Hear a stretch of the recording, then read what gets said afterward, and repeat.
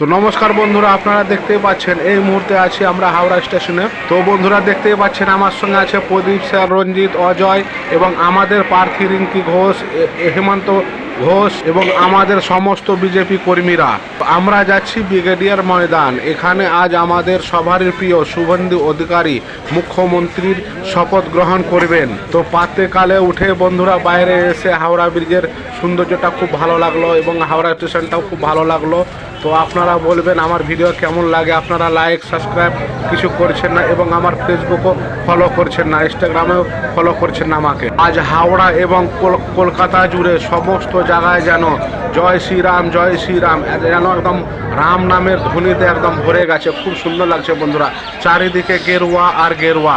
এই দেখুন কত মানুষ ব্রিগেডে যাবার আগে স্নান করে নিচ্ছেন। আমরা প্রায় পৌঁছে গেছি, ধর্মতলা থেকে নেমে গেছি বাসে, এখন হেঁটে যাচ্ছি ব্রিগেডের ময়দান। তো আমার ভিডিও এখানে শেষ। ভালো থাকবেন, সুস্থ থাকবেন।